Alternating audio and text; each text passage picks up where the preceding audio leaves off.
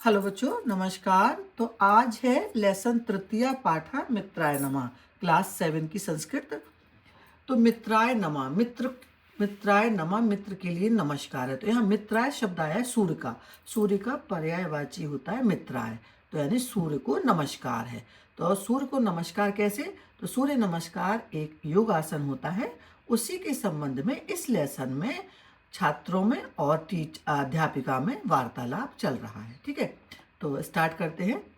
अहो योगिते त्वम प्रातः किम करोषि। दो फ्रेंड्स हैं, एक का नाम योगिता है। तो योगिता वो दूसरी वाली पूछती है, हाउ योगिते त्वम प्रातः किम करोषि।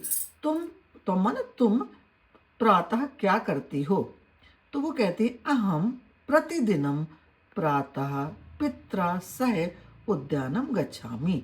अहम माने मैं, प्रतिदिन, प्रातः माने सुबह, पित्रा सह माने पिताजी के साथ, उद्यानम बगीचे में, गच्छामि माने जाती हूँ। तो मैं प्रतिदिन पिताजी के साथ बगीचे में जाती हूँ। तो वो पूछती है उसे, उद्याने किम करोषि भो, बगीचे में क्या करती हो। किम माने क्या, करोषि माने क्या करती हो। तो वो कहती है, अहम तो भ्रमणम करोमि। अहम माने मैं, तो भ्रमण करती हूँ यानी घूमती हूँ। किंतु बहवः जना तत्र व्यायाम योगासनानि च कुर्वन्ति। लेकिन वहाँ पर बहुत सारे लोग व्यायाम और योगासन करते हैं। अहो योगासनानि वयम अपि ज्ञातुम इच्छामा। अरे योगासन, वयम माने हम लोग भी जानने की इच्छा रखते हैं। मतलब योगासन क्या होता है, यानी योगासन हम भी जानना चाहते हैं। तर्हि तो वयम माने हम सबको, वयम सर्वे योग शिक्षिकायाः समीपम गच्छामा। तो हम सभी को योग शिक्षिका के पास जाना चाहिए। सर्वे उत्साहेन योग शिक्षिकायाः समीपम गच्छति। तो फिर सभी लोग उत्साहित होकर योग शिक्षिका के पास जाने जाते हैं। तो अब आगे क्या है, ये सारे सूर्य नमस्कार के ये सारे चित्र जो बने हुए हैं, जब सूर्य नमस्कार का आसन लगाया जाता है तो इस तरह से पोज देना पड़ते हैं। यानी आपको पहले ऊपर, फिर नीचे, फिर इस तरह से पूरी आपको किस किस तरह से लगाना पड़ता है। पहले हाथ जोड़िए, फिर इस तरह से हाथ पीछे ले जाइए, फिर थर्ड में आपको हाथ को नीचे ले आना है, फिर इस वाली मुद्रा में बैठना है। इस तरह से सूर्य नमस्कार की ये मुद्राएं बताई गई हैं किताब में, पुस्तक में आपकी। ठीक है, तो ये तो उनको बता के पिक्चराइजेशन किया है कि किस किस तरह से किया जाता है। तो आगे क्या वार्तालाप चलता है, छात्रा नमो नमः आचार्य। छात्र कहते हैं नमो नमः आचार्य, आचार्य आपको प्रणाम है या नमस्कार है। आचार्य शुभम भवतु, शुभ हो, कल्याण हो। उपविशन्तु सर्वे, सभी लोग बैठ जाएं। उपविशन्तु माने बैठना, सभी लोग बैठ जाएं। तो छात्र कहते हैं, आचार्य किम अद्य भवान अस्मान योगासनम शिक्षयति। किम माने क्या, अद्य माने आज, भवान माने आप, अस्मान माने हम लोगों को योगासन की शिक्षा देंगी। किम अद्य भवान अस्मान योगासनम शिक्षयति। आचार्य क्या आज हम लोगों को आप योगासन सिखाएंगे। आचार्य कहते हैं, निश्चयेन वदन्तु किम आसनम शिक्षितुम इच्छन्ति। तो वो कहती है निश्चय, ठीक है, निश्चित रूप से, वदंती माने, वदंतु माने बोलो, किम आसनम शिक्षितुम इच्छन्ति। किम माने कौन सा आसन सीखना चाहते हो। बोलो कौन सा आसन सीखने की इच्छा रखते हो या कौन सा आसन को हम आपको सिखाएं। योगिता, आचार्य अद्य सूर्य नमस्कारम शिक्षयतु। अद्य माने आज, सूर्य नमस्कार को सिखाइए। आचार्य कहती है समीचीनम, ठीक है। सूर्य नमस्कारः द्वादशानाम् आसानां समाहारः अस्ति। तो वो कहती है समीचीनम, ठीक है। सूर्य नमस्कारः द्वादशानाम् आसनानां समाहारः अस्ति। सूर्य नमस्कार दशाना माने 12 आसनों का संग्रह है। यानी सूर्य नमस्कार में 12 आसन समाहित हैं। प्रत्येक जब मतलब आप सूर्य नमस्कार का आसन लगाओगे तो उसमें 12 तरह की आपको मुद्राएं देनी पड़ेंगी। प्रत्येक अस्मात् सूर्य नमस्कारात् पूर्वम एकः मंत्र भवति। प्रत्येक सूर्य नमस्कार के पहले एक मंत्र होता है। तेषु प्रथमा मंत्र अस्ति। उनमें पहला मंत्र क्या है? उनमें पहला मंत्र है मित्राय नमः। सूर्य को नमस्कार है, मित्राय नमः, ये वाला मंत्र बोलना पड़ता है। तो छात्रा कहती है आम महोदय, ठीक है महोदय, वयम स्मरामः, हम लोग याद करते हैं।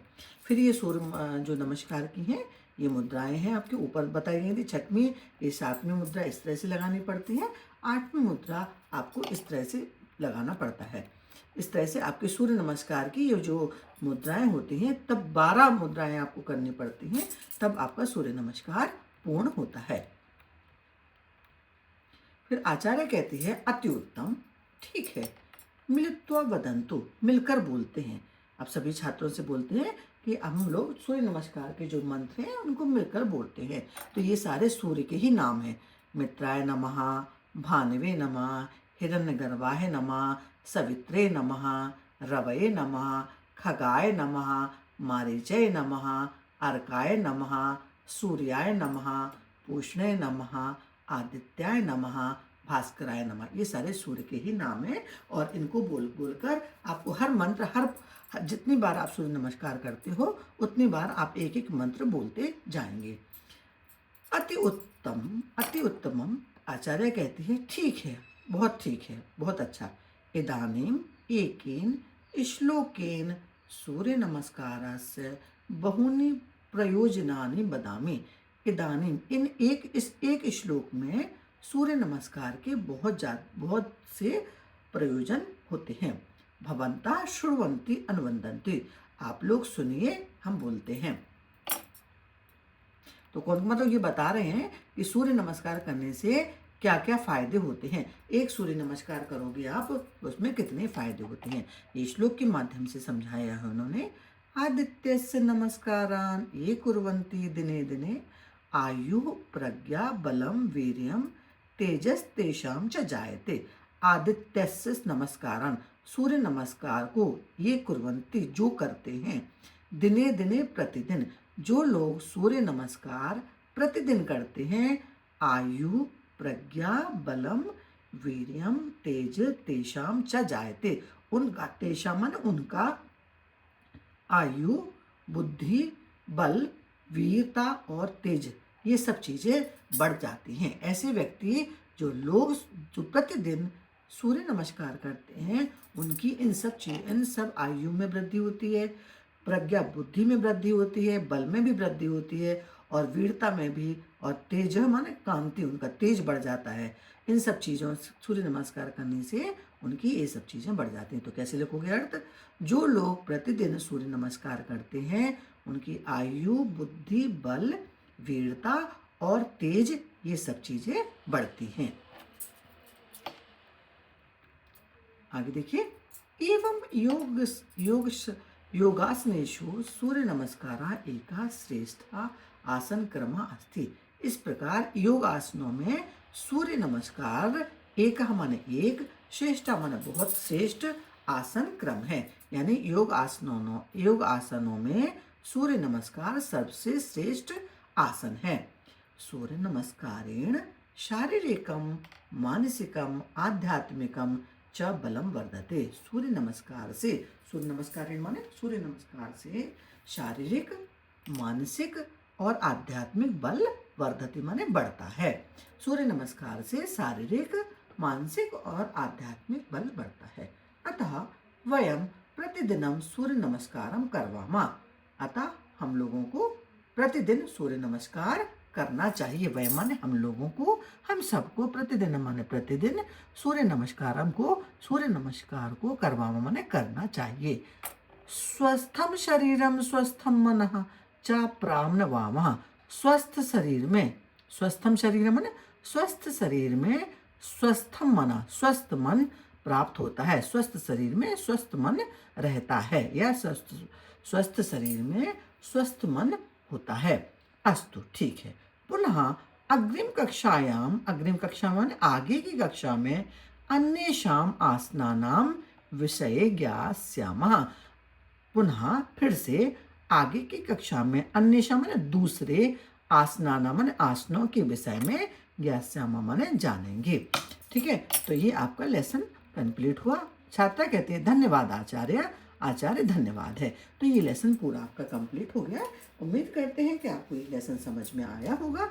अब आगे आपकी लेसन से संबंधित एक्सरसाइज है। ऊपर आपके 7 आसन दिए, जो जितने पोस्चर आपको बनाने पड़ते हैं ना, जब सूर्य नमस्कार करते हो, पहले हाथ जोड़िए, फिर वो ऊपर हाथ करिए, तो ये सारी मुद्राएं हैं सूर्य नमस्कार की। जो 12 मुद्राएं हैं आपको सीखना पड़ेंगी। अब है आपका वयम शब्दार्थानाम जानीमः। ये तो शब्दार्थ है। जैसे क्या है, अनुवदंतु, अनुवदंतु माने पश्चात, यानी दोहराए। हिंदी माने अनुवदंतु माने दोहराए। अग्रिम कक्षायां माने अगली कक्षा में। प्रज्ञा माने बुद्धि। वीर्यम वीरता। तेजः कांति। और आध्यात्मिकम माने आध्यात्मिक। स्वस्थ माने स्वस्थ। और ये जितने भी नाम थे, मित्रा, खगा, ये सारे सूर्य के पर्यायवाची हैं। अब एक्सरसाइज पे आते हैं बच्चों। तो एक्सरसाइज को देखिए। हम सिर्फ आपको समझाने की कोशिश कर रहे हैं और आप भी उसको समझने की कोशिश करिए, लेकिन आपको अल्टीमेटली लर्न तो करना ही पड़ेगा। ये जितने भी एक्सरसाइज के क्वेश्चन आंसर हैं। तो पहले देखिए, अधोलिखितानाम प्रश्नानाम उत्तराणि एक पदे लिखन्तु। अधोलिखित प्रश्नों के उत्तर को आपको एक पद में ही देना है, यानी एक शब्द में देना है। तो पहला क्वेश्चन क्या है, शुभम भवतु, कल्याण हो। अभी मैंने पढ़ाया था। अगर आप कंटिन्यूस हमारा वीडियो देखोगे तो आपको पहले लेसन भी समझ में आ जाएगा, फिर क्वेश्चन आंसर भी। शुभम भवतु, कल्याण हो। इति कह वदति, ऐसा कौन कहता है? तो ऐसा किसने कहा था? आचार्य। आप वन वर्ड में क्या लिखोगे? आचार्य। फिर खा क्वेश्चन है, योगिता आचार्यम किम शिक्षयतु इति वदति। योगिता आचार्य को क्या सिखाने के लिए बोलती है? तो क्या कह रही थी वो? उनसे सूर्य नमस्कारम, सूर्य नमस्कार को सिखाने के लिए कहती है। आपको वन वर्ड में आंसर लिखना पड़ेगा। गा है सूर्य नमस्कारः कतीनाम आसनानाम समाहारा अस्ति। सूर्य नमस्कार में कतीना माने कितने, आसनाना माने आसन, समाहारा माने समाहित हैं। यानी सूर्य नमस्कार में कितने आसन समाहित हैं। तो कितने आसन समाहित हैं? द्वादशानाम। द्वादशानाम माने होता है 12 आसन समाहित हैं। फिर घा देखिए, केशु सूर्य नमस्कार श्रेष्ठ। केशु माने किसमें सूर्य नमस्कार श्रेष्ठ है? किन चीजों में सूर्य नमस्कार श्रेष्ठ है? तो आंसर आएगा योगासनेशु। जितने भी योग की आसन हैं उन सब में सूर्य नमस्कार सबसे श्रेष्ठ है। तो आंसर में आएगा योगासनेशु। लास्ट है, सूर्य नमस्कारेण जनः कीदृशम शरीरम प्राप्नुवन्ति। सूर्य नमस्कारेण, सूर्य नमस्कार को करने से जनः माने लोगों को, कीदृशा माने किस प्रकार का शरीर प्राप्त होता है। सूर्य नमस्कार को करने से क्या फायदा होता है? तो हमारा शरीर कैसा होता है? स्वस्थ। हमारा शरीर स्वस्थ हो जाता है। तो ये पहले क्वेश्चन के जितना भी आंसर था हमने आपको लिख के बताया है। आपको वन वर्ड में ही इसको लिखना है। सेकंड क्वेश्चन है आपका, अधोलिखितानाम प्रश्नानाम उत्तराणि पूर्ण वाक्येन लिखन्तु। ये जितने नीचे के क्वेश्चन के आंसर हैं इनको आपको पूर्ण वाक्य में, यानी पूरे सेंटेंस में लिखना है, एक वन वर्ड में नहीं लिखना है। पहला क्वेश्चन क्या है, सर्वे छात्राः आचार्यां किम पृच्छन्ति। सर्वे माने सभी, छात्र माने छात्र, आचार्य से किम माने क्या, पृच्छन्ति माने पूछते हैं। यानी सभी छात्र आचार्य से क्या पूछते हैं। तो आपका ये पूरा आधा आंसर क्वेश्चन में से बन जाएगा। तो सर्वे छात्र, इधर पे थोड़ा त्रा नहीं आ रहा था बच्चों, तो इस तरह से लिखा है, बट आप लोग जब लिखोगे तो आप त्रा ऐसे ही बनाना, ठीक है। सर्वे, जब इसको टाइप कर रहे थे तो इसमें बन नहीं पा रहा था, ठीक है। तो आपको छात्र का शब्द ये त्रा ऐसे ही लिखना है। सर्वे छात्रा आचार्य पृच्छन्ति, आंसर बनेगा आपको ऊपर क्वेश्चन से, इधर से बनेगा सर्वे छात्रा आचार्य किम की जगह किम को छोड़ के पृच्छन्ति लिखना है। फिर आगे क्या लिखोगे, आचार्य किम अद्य अस्मान योगासनम शिक्षयति। आचार्य क्या आज हमें योगासन सिखाएंगी। आंसर को पूरा, इतना नहीं, आपको पूरा आधा आंसर आपके क्वेश्चन में से बन जाएगा और आधा आपको लर्न करना पड़ेगा। तो इससे आपको इजी भी हो जाएगा, इतना लंबा नहीं करना पड़ेगा कि आधा क्वेश्चन से बना लो और आधा लर्न कर लो। फिर सेकंड क्वेश्चन है, सूर्य नमस्कारः इत्यनेन कः आशयः। सूर्य नमस्कार, इससे क्या मतलब, क्या होता है, सूर्य नमस्कार करने से क्या मिलता है, क्या होता है। तो सूर्य नमस्कार आयु प्रज्ञा बलम वीर्यम तेजा च जनयति। सूर्य नमस्कार से आयु प्रज्ञा माने बुद्धि, बल, वीर और तेज, ये सब चीजें मिलती हैं सूर्य नमस्कार को करने से। तो ये आपको आंसर में लर्न करना पड़ेगा। सूर्य नमस्कार, सूर्य नमस्कार आयु प्रज्ञा बलम वीर्यम तेजा च जनयति। फिर ग क्वेश्चन है, आचार्य कम श्लोकम पाठयति।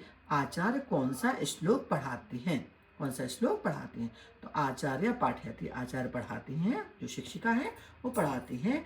आदित्यस्य नमस्कारान ये कुर्वन्ति दिने दिने आयु प्रज्ञा बलम वीर्यम तेजस तेषाम च जायते। आचार्य पढ़ाते हैं कि जो ये माने आदित्यस्य नमस्कारन, सूर्य नमस्कार को, ये माने जो, कुर्वन्ति माने करते हैं, दिने दिने माने प्रतिदिन, जो लोग सूर्य नमस्कार को प्रतिदिन करते हैं उनकी आयु प्रज्ञा बलम वीर तेज बढ़ जाता है। तो ये वाला इसका आंसर हुआ। आगे देखिए, फिर घा क्वेश्चन है आपका, पूरे निकालिए इसको, ठीक है। घा में है सूर्य नमस्कार से प्रथमा मंत्र क्या, सूर्य नमस्कार का प्रथमा पहला मंत्र कह मन कौन सा है। तो सूर्य, इधर से आएगा आपका आंसर, सूर्य नमस्कार प्रथमा मंत्र अस्ति। मंत्र को भी फिर बच्चों आपको हम अपनी मिस्टेक को बता रहे हैं, इसमें कंप्यूटर में त्रा नहीं आ पा रहा था, तो त्रा आपको ऐसे ही लिखना है, यानी आपका आंसर क्वेश्चन में ऐसे ही बन जाएगा, सूर्य नमस्कार प्रथमा मंत्र अस्ति, का की जगह अस्ति, क्या है, ओम मित्राय नमः। तो मित्राय को भी आपको त्रा बनाना है, ठीक है। तो त्रा कैसे बनेगा, ये वाला त्रा बनेगा। सूर्य नमस्कारेण कीदृशम बलम वर्धते। सूर्य नमस्कार से किस प्रकार का बल बढ़ता है सूर्य नमस्कार करने से। तो आंसर क्या आएगा, आपको इधर ही से लिखना पड़ेगा, आंसर क्वेश्चन में से बनाओगे। सूर्य नमस्कारेण शारीरिकम मानसिकम आध्यात्मिकम चा बलम वर्धते। कीदृशम की जगह आपको शारीरिकम मानसिकम आध्यात्मिकम चा बलम वर्धते, और बलम वर्धते इधर ही से, मतलब एक ट्रिक बता रहे हैं आपको, इसलिए बता रहे हैं कि थोड़ा सा आपको इजी भी हो जाए लर्न करने में, ठीक है। तो ये आपके क्वेश्चन आंसर हो गए। फिर आगे आइए आप, पाठात समुचित पदम चित्वा अधा रिक्त स्थानानि पूरयन्ति। पाठ को जैसे आपने पढ़ा है और पाठ में से ही जो शब्द आए हैं उनको ही आपको फिल इन द ब्लैंक्स में भरना है।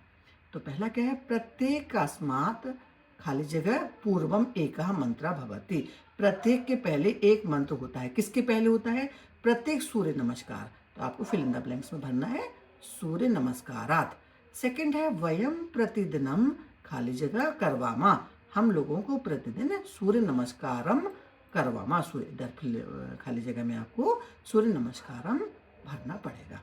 फिर है गा है स्वस्थम खाली जगह स्वस्थम खाली जगह च प्राप्नवाना। तो आपको स्वस्थम शरीरम और स्वस्थम मना, तो आपको शरीरम भरना पड़ेगा पहले स्वस्थ के संग में, और दूसरे स्वस्थ के संग में मन भरना, मन को लिखना पड़ेगा। तो ये आपको लर्न करने वाली चीज़ें हैं। आप इतनी छोटी क्लासेस में हो कि हमने आपको समझा दिया और आपको समझ में आ गया, इट इज़ नॉट पॉसिबल। समझने से बस ये होता है कि आपको लर्न करने में आसानी होती है। घा देखिए, एकेन खाली जगह सूर्य नमस्कारस्य बहूनि प्रयोजनानि बदामी। एक किस चीज से, एक श्लोक से। तो यहाँ क्या पढ़ना है आपको, एक श्लोक से सूर्य नमस्कार के बहुत से प्रयोजन सिद्ध होते हैं। एक श्लोक को बोलने से सूर्य नमस्कार में बहुत सारे प्रयोजन होते हैं। फिर है आदित्यस्य खाली जगह एक कुर्वन्ति दिने दिने। आदित्यस्य नमस्कारन यानी सूर्य नमस्कार को जो लोग करते हैं प्रतिदिन, तो आपको खाली जगह में भरना है नमस्कारान। तो आप बच्चों समझ में आ गया, खाली जगह आपको लर्न करनी पड़ेंगी। बस खाली जगह जब आप ये वाली संस्कृत पढ़ोगे तो उनका अर्थ आना चाहिए। तो अगर कोई आप भूलते भी हो तो आपको अपना फिल इन द ब्लैंक्स याद आ जाएगा। तो ये आपका रिक्त स्थान हो गया। फिर है आपके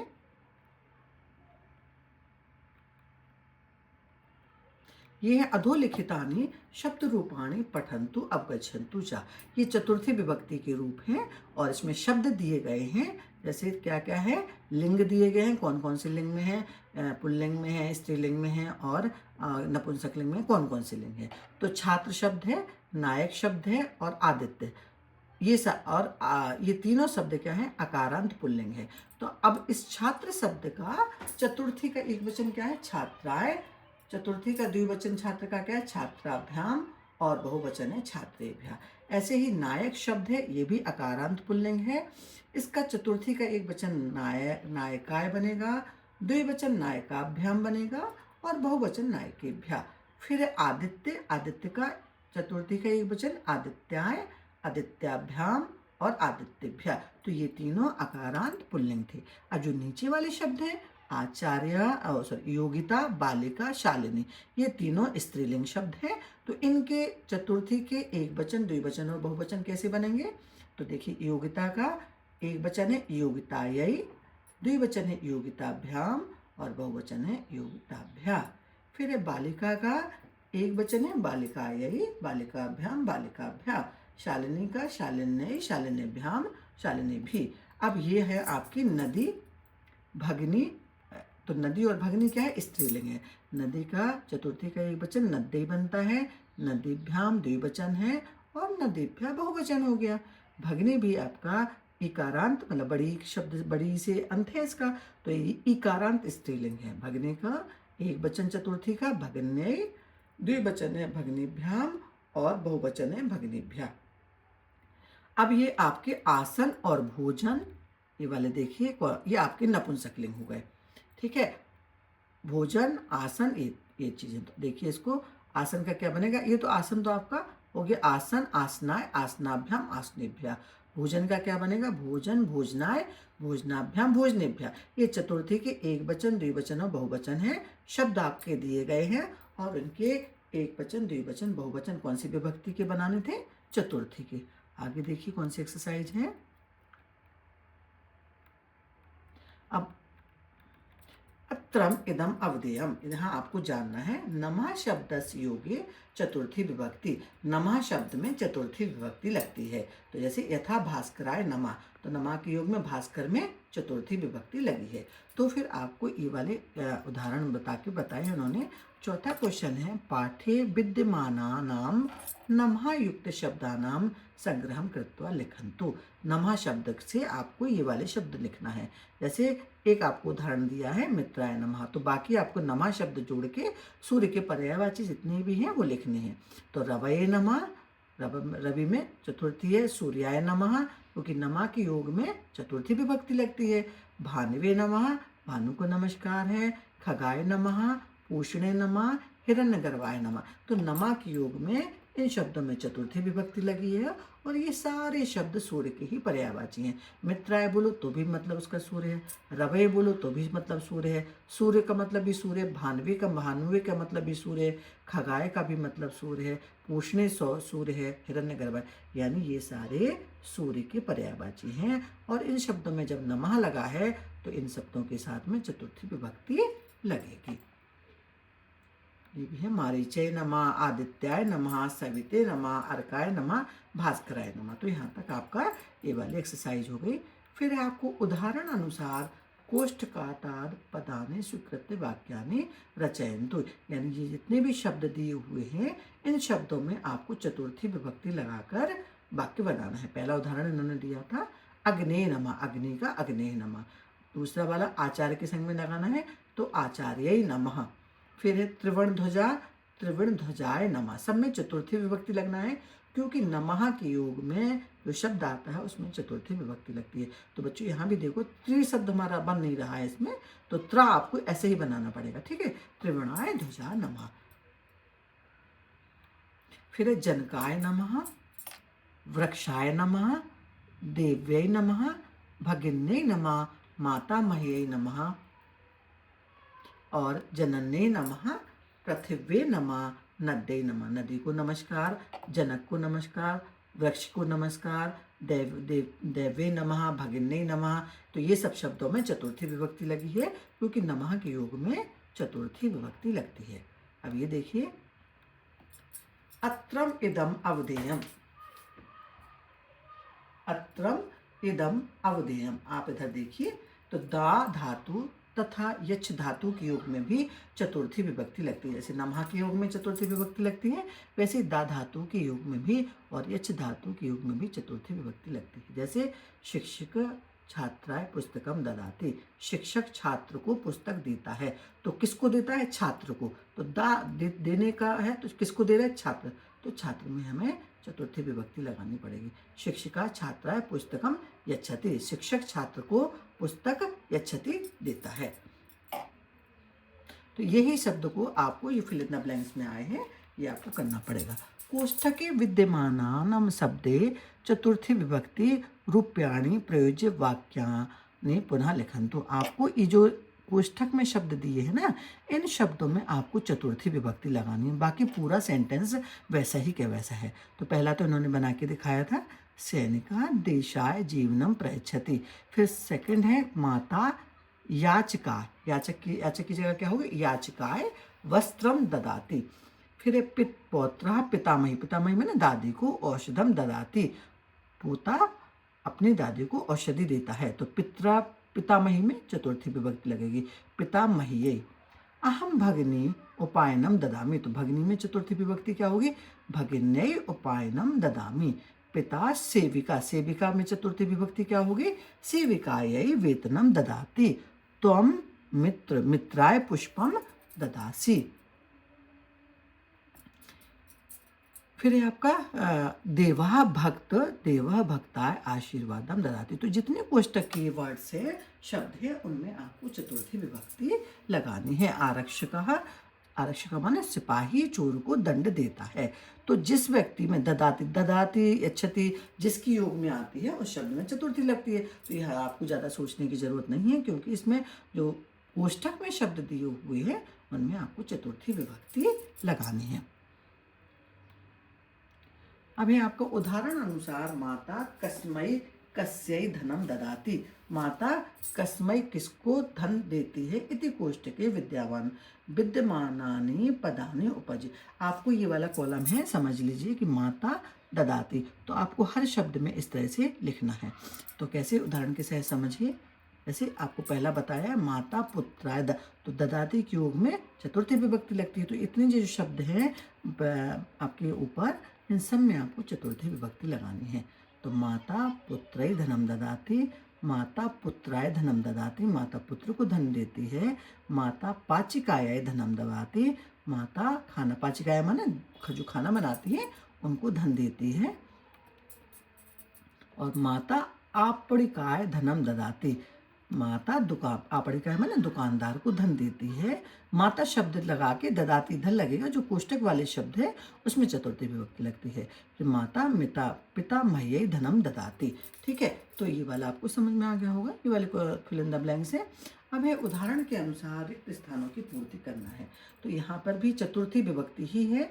जहाँ जहाँ चतुर्थी विभक्ति है, कुछ शब्द दिए, एक वचन दिया है तो द्विवचन बहुवचन, तो आपको फिल इन द ब्लैंक्स में भरना है।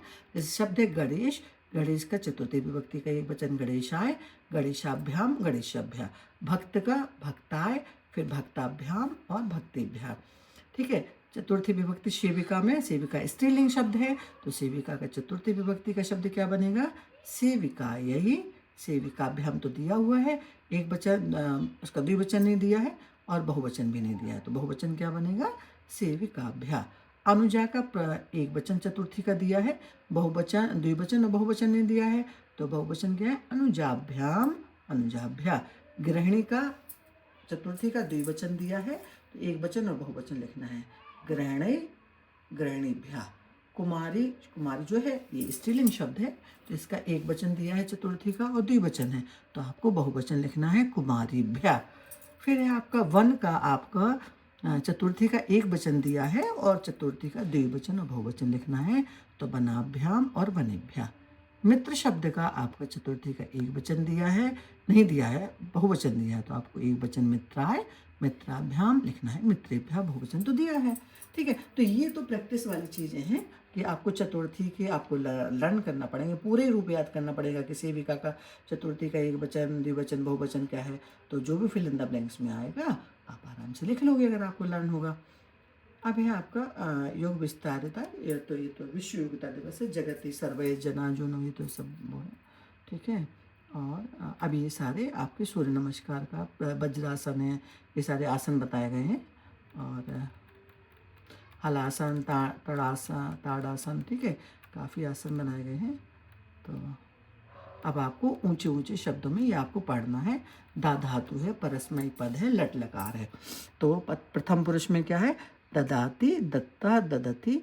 मध्यम पुरुष का लट लकार का एक वचन ददासी, द्विवचन दत्ता और बहुवचन दत्ता।